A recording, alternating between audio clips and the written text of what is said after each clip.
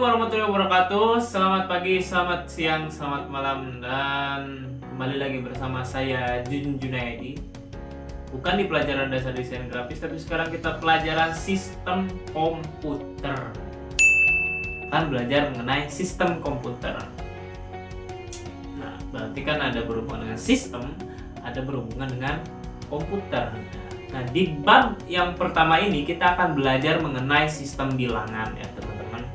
Nah, di sini tujuan pembelajaran sendiri adalah menjelaskan pengertian sistem komputer dan menjelaskan macam-macam sistem komputer. Nah, kira-kira menurut teman-teman apa itu sistem komputer? Oke, belum tahu? Oke, biar saya jelaskan ya. Nah, pengertian sistem komputer. Sistem komputer adalah mengolah data untuk menghasilkan informasi. Jadi adanya suatu proses yang terjadi dalam sebuah komputer.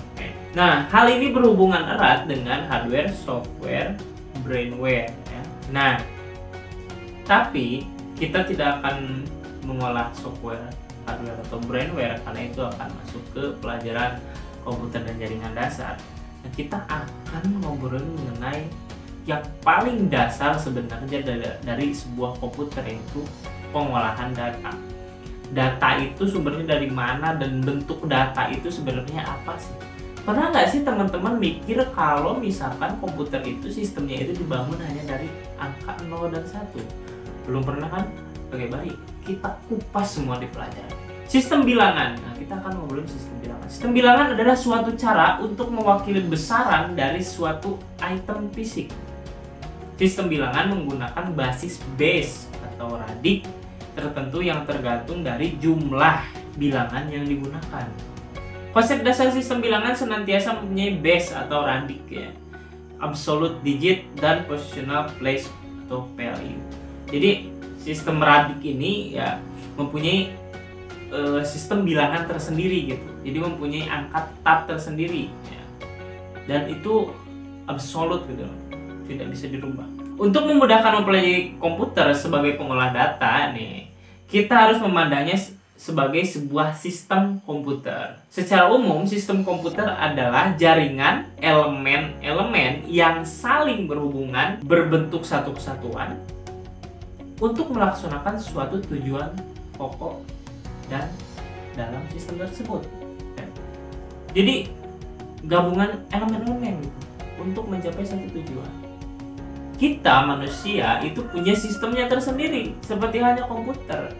Kita akan langsung aja masuk ke siklus pengolahan data ya. Yang kedua adalah siklus pengolahan data. Siklus pengolahan data itu adalah input, proses, output.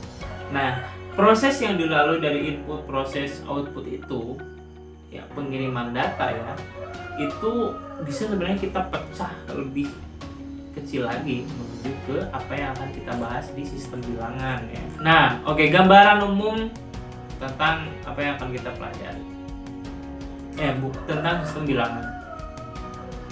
Sistem bilangan digunakan dalam pengoperasian suatu mesin digital. Jadi pasti akan erat berhubungan dengan itu. Nah, radik adalah banyaknya suku angka atau digit yang digunakan dalam suatu sistem bilangan ya. Radik itu tetap tidak bisa dirubah. Nah, yang akan kita belajar itu ada 4 sistem bilangan. Ada biner, ada oktal, ada desimal, ada heksadesimal ya. Nah, sistem bilangan biner itu mempunyai radik 2 ya. Sistem bilangan oktal mempunyai radik 8. Sistem bilangan desimal mempunyai radik 10. Dan sistem bilangan heksadesimal itu mempunyai radik 16 ya. Sederhananya gini, kalau biner itu pangkat 2, kalau oktal itu pangkat 8, kalau desimal itu pangkat 10, kalau heksadesimal itu pangkat 16 ya. Nah, itu tadi untuk materi tentang sistem bilangan ya. Jadi tadi teman-teman ada sistem bilangan biner, sistem bilangan oktal, sistem bilangan desimal, sistem bilangan heksadesimal.